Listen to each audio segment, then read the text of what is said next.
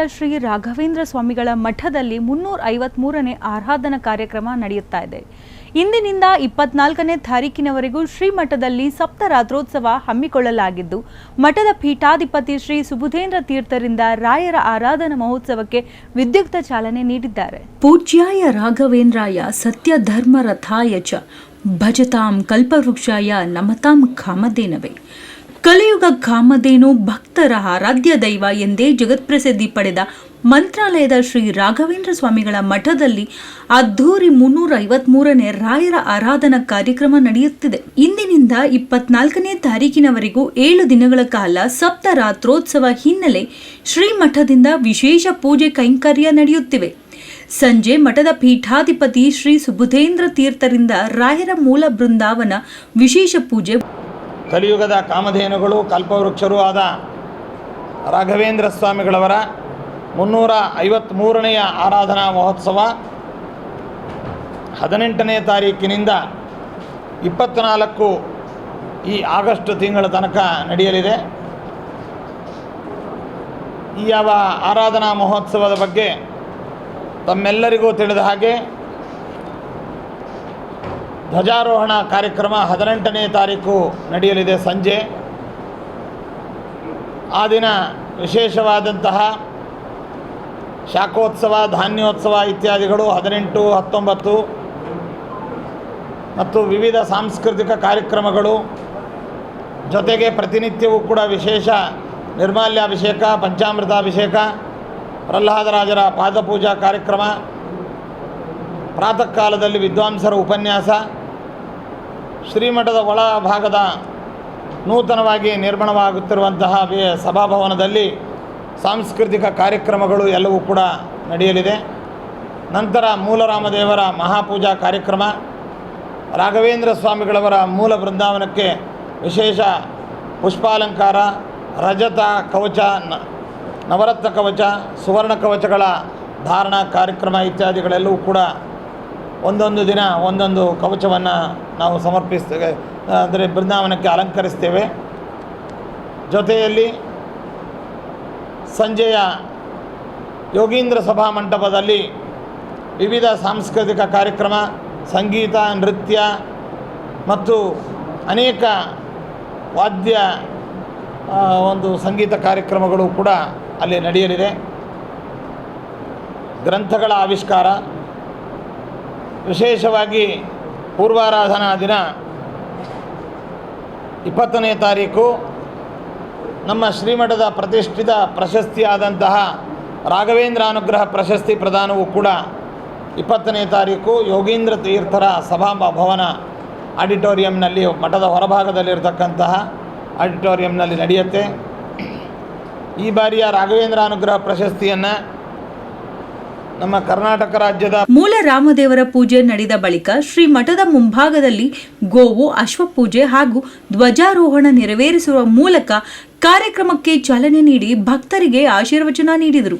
7 ದಿನಗಳ ಸಪ್ತರಾತ್ರೋತ್ಸವ ಆರಾಧನಾ ಮಹೋತ್ಸವ ಹಿನ್ನೆಲೆ 7 ದಿನಗಳ ಕಾಲ ಪ್ರಮುಖವಾಗಿ 20ನೇ ತಾರೀಕು ಪೂರ್ವಾರಾಧನೆ ನಿಮಿತ್ತ ರಾಘವೇಂದ್ರ ಅನುಗ್ರಹ ಪ್ರಶಸ್ತಿ ಪ್ರದಾನ ಕಾರ್ಯಕ್ರಮ, 21ರ ಮಧ್ಯಾರಾಧನೆ ನಿಮಿತ್ತ ಮೂಲ ಬೃಂದಾವನಕ್ಕೆ ವಿಶೇಷ ಪೂಜೆ ಹಾಗೂ 22ರ ಉತ್ತರ ಆರಾಧನೆಯಂದು ಮಹಾರಥೋತ್ಸವ ಕಾರ್ಯಕ್ರಮ ಜರುಗಲಿದೆ. ಇನ್ನುಳಿದಂತೆ ತಿರುಮಲ ಶ್ರೀನಿವಾಸ ದೇವರ ವಸ್ತ್ರ ಸಮರ್ಪಣೆ, ಸಪ್ತರಾತ್ರೋತ್ಸವದಲ್ಲಿ ಮೂಲ ಬೃಂದಾವನಕ್ಕೆ ಪ್ರತಿನಿತ್ಯ ವಿಶೇಷ ಪೂಜೆ, ಅಭಿಷೇಕ ಹಾಗೂ ಅಲಂಕಾರ ಸೇವೆ, ಪಂಡಿತರಿಂದ ಪ್ರವಚನ, ಭಜನ ಕಾರ್ಯಕ್ರಮ, ರಜತ ನವರತ್ನ ಸ್ವರ್ಣಾರೋತ್ಸವ ಕಾರ್ಯಕ್ರಮ, ದಾಸವಾಣಿ, ಕರ್ನಾಟಕ ಮತ್ತು ಹಿಂದೂಸ್ತಾನಿ ಗಾಯನ ಹಾಗೂ ಹಲವಾರು ಸಾಂಸ್ಕೃತಿಕ ಕಾರ್ಯಕ್ರಮಗಳ ಆಯೋಜನೆ ಮಾಡಲಾಗಿದ್ದು, ಭಕ್ತರು ಸಹಸ್ರ ಸಂಖ್ಯೆಯಲ್ಲಿ ರಾಯರ ಮಠಕ್ಕೆ ಆಗಮಿಸುತ್ತಿದ್ದಾರೆ. ಸಪ್ತರಾತ್ರೋತ್ಸವ ಮಹೋತ್ಸವವು ಅತ್ಯಂತ ವಿಜೃಂಭಣೆಯಿಂದ ಶ್ರೀಮಠದಲ್ಲಿ ಆಚರಣೆ ಮಾಡಲಾಗ್ತಾ ಇದ್ದು, ಆರಾಧನೆ ಹಿನ್ನೆಲೆಯಲ್ಲಿ ಮಠಕ್ಕೆ ಆಗಮಿಸುವ ಭಕ್ತರಿಗೆ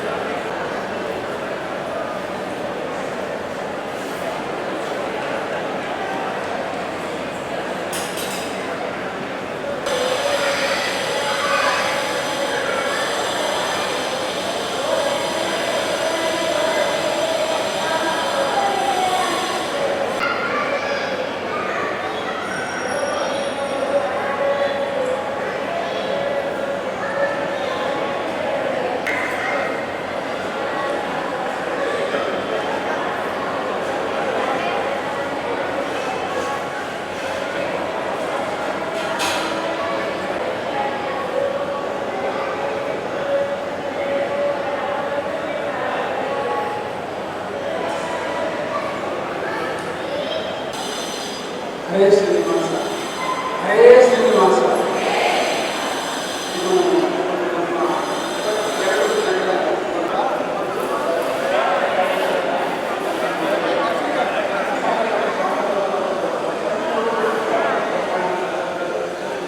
ತುಂಗಭದ್ರಾ ನದಿ ದಡದಲ್ಲಿ ಪುಣ್ಯ ಸ್ನಾನ ಮಾಡಲು ದೇವರ ಶೀಘ್ರ ದರ್ಶನ ಸೇರಿದಂತೆ ಎಲ್ಲ ರೀತಿಯ ವ್ಯವಸ್ಥೆ ಮಾಡಲಾಗಿದೆ. ರಾಯರ ಭಕ್ತರು ಸಹ ಅಷ್ಟೇ ಭಕ್ತಿ ಭಾವದಲ್ಲಿ ಮಿಂದೆದ್ದು ಗುರುರಾಯರ ಕೃಪೆಗೆ ಪಾತ್ರರಾಗುತ್ತಿದ್ದಾರೆ. ಇನ್ನು ಈ ವರ್ಷದ ವಿಶೇಷತೆ ಅಂದ್ರೆ ರಾಯರ ಬೃಂದಾವನದ ಮುಂದಿನ ಪ್ರಾಕಾರಕ್ಕೆ ಬಂಗಾರದ ಲೇಪನ ಅಳವಡಿಕೆಯ ಮನೋಹರ ನೋಟ. ಹೌದು, 2009ರಲ್ಲಿ ಆಗಿದ್ದ ಪ್ರವಾಹದಿಂದ ಇಡೀ ಮಂತ್ರಾಲಯವೇ ಕಂಗಾಲಾಗಿತ್ತು. ಅಲ್ಲಿದ್ದ ಪ್ರವಾಸಿಗರು ಅಕ್ಷರಶಃ ಮಂತ್ರಾಲಯದ ಕತೆ ಮುಗಿದೇ ಹೋಯಿತು ಅನ್ನುವ ಮಟ್ಟಕ್ಕೆ ಅಲ್ಲಿನ ಸ್ಥಿತಿ ತಲುಪಿತ್ತು. ಆದರೆ ಮಂತ್ರಾಲಯದ ರಾಯರ ಮಠದಲ್ಲಿ ಆಗಿದ್ದೇ ಪವಾಡ. ಅಲ್ಲಿಂದ ಇಲ್ಲಿಯವರೆಗೆ ಒಂದಲ್ಲ ಒಂದು ವಿಶೇಷತೆಯೊಂದಿಗೆ ಸಂಪೂರ್ಣ ಬದಲಾಗುತ್ತಿದೆ. ಮೇಲ್ಭಾಗದಲ್ಲಿ ಈಗಾಗಲೇ ಸುವರ್ಣ ಲೇಪಿತ ಗೋಪುರ ಭಕ್ತರು ಮಾಡಿದ್ದಾರೆ. ಈಗ ಸುವರ್ಣ ಲೇಪಿತವಾದಂತಹ ಕೆಲವು ಅಲಂಕಾರಗಳನ್ನು, ಕವಚಗಳನ್ನು ನಾವು ಮಾಡಿದ್ದೇವೆ. ಮುಂಭಾಗದ ಕವಚ ಈಗಾಗಲೇ ಪೂರ್ಣವಾಗಿವೆ. ಇದು ಭಕ್ತರು ಸ್ವಇಚ್ಛೆಯಿಂದ ತಾವೇ ಮಾಡಿಸ್ತಾ ಇರತಕ್ಕಂತಹ ಒಂದು ಪ್ರಾಜೆಕ್ಟು. ಇದನ್ನು ನಾವು ಮಠದ ಯಾವುದೇ ಖರ್ಚು ವೆಚ್ಚಗಳಿಂದ ಮಾಡಿದ್ದಲ್ಲ. ಅವರು ಭಕ್ತರು, ಗುರುರಾಜರ ಅಂತರಂಗ ಭಕ್ತರು, ಬಹುಕೋಟಿ ಮೌಲ್ಯದ ಭಾಗಗಳನ್ನು ಕೆಲವು ಭಕ್ತರು ಮಾಡಿಸ್ತಾ ಇದ್ದಾರೆ. ಅದೀಗಾಗಲೇ ಮುಂಭಾಗದ್ದಾಗಿದೆ.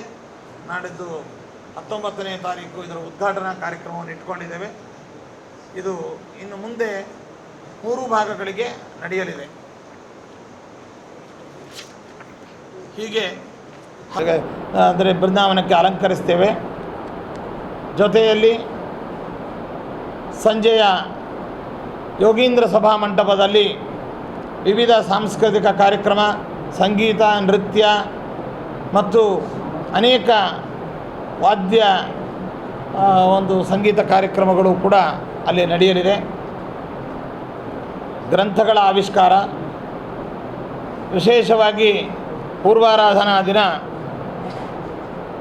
20ನೇ ತಾರೀಕು ನಮ್ಮ ಶ್ರೀಮಠದ ಪ್ರತಿಷ್ಠಿತ ಪ್ರಶಸ್ತಿಯಾದಂತಹ ರಾಘವೇಂದ್ರ ಅನುಗ್ರಹ ಪ್ರಶಸ್ತಿ ಪ್ರದಾನವೂ ಕೂಡ 20ನೇ ತಾರೀಕು ಯೋಗೀಂದ್ರ ತೀರ್ಥರ ಸಭಾಭವನ ಆಡಿಟೋರಿಯಂನಲ್ಲಿ, ಮಠದ ಹೊರಭಾಗದಲ್ಲಿರತಕ್ಕಂತಹ ಆಡಿಟೋರಿಯಂನಲ್ಲಿ ನಡೆಯುತ್ತೆ. ಈ ಬಾರಿಯ ರಾಘವೇಂದ್ರ ಅನುಗ್ರಹ ಪ್ರಶಸ್ತಿಯನ್ನು ನಮ್ಮ ಕರ್ನಾಟಕ ರಾಜ್ಯದ ಪ್ರತಿಷ್ಠಿತ ಶಿಕ್ಷಣ ಸಂಸ್ಥೆಗಳ ಮ್ಯಾನೇಜಿಂಗ್ ಡೈರೆಕ್ಟರ್ ಆಗಿರ್ತಕ್ಕಂತಹ Prakashanatha Swamiji, BJS and SJBIT group of institution hospitals Bangalore ಅವರಿಗೆ ನಾವು ರಾಘವೇಂದ್ರ ಅನುಗ್ರಹ ಪ್ರಶಸ್ತಿಯನ್ನು, ಅವರ ಸೇವೆಯನ್ನು ಗುರುತಿಸಿ ಶ್ರೀಮಠದ ವತಿಯಿಂದ ನೀಡ್ತಾ ಇದ್ದೇವೆ. ವಿದ್ವಾಂಸರಾಗಿ ವಿದ್ವಾನ್ ರಘುಪತಿ ಉಪಾಧ್ಯಾಯರಿಗೆ, ಬೆಂಗಳೂರಿನ ಪ್ರಸಿದ್ಧ ವಿದ್ವಾಂಸರು, ಅವರಿಗೆ ಈ ಬಾರಿ ಪ್ರಶಸ್ತಿ. ಅದೇ ರೀತಿಯಾಗಿ ಬೆನಾರಸ್ಸಿನ ಕಾಶಿಯ ಪ್ರಸಿದ್ಧ ವ್ಯಾಕರಣ ವಿದ್ವಾಂಸರಾದ ಮತ್ತು ಕಾಶಿ ವಿಶ್ವನಾಥನ ದೇವಸ್ಥಾನದ ಟ್ರಸ್ಟಿಗಳು. ಭಕ್ತರೇ ನಂಬಿರುವ ಹಾಗೆ ಬೃಂದಾವನದಲ್ಲಿ ನಾನು ಸುಮಾರು 700 ವರ್ಷಗಳ ಕಾಲ ಬದುಕಿರುತ್ತೇನೆ ಎಂಬ ಮಾತು ಸತ್ಯವಾಗಿದೆ. ಇಲ್ಲಿನ ಪವಾಡಕ್ಕೆ ಭಕ್ತರೇ ಬೆರಗಾಗಿ ತಮ್ಮ ಸಂಕಷ್ಟಗಳನ್ನು ರಾಯರ ಪಾದಕ್ಕೆ ಹಾಕ್ತಿದ್ದಾರೆ. ಬೇಡಿದ್ದೆನ್ನೆಲ್ಲ ಕೊಡುವ ಗುರು ರಾಘವೇಂದ್ರ ಸ್ವಾಮಿಗಳ ಮಠ ಇದೀಗ ಭಕ್ತರಿಂದಲೇ ಅಭಿವೃದ್ಧಿಯಾಗುತ್ತಾ ಇದೆ. ಇದಾಗಿತ್ತು ಈ ಹೊತ್ತಿನ ವಿಶೇಷ. ರಾಯರ ನೆನೆಯಮ್ಮ. ನೋಡ್ತಾ ಇರಿ ಫ್ರೀಡಂ ಟಿವಿ, ಇದು ಜನಸಾಮಾನ್ಯರ ಶಕ್ತಿ.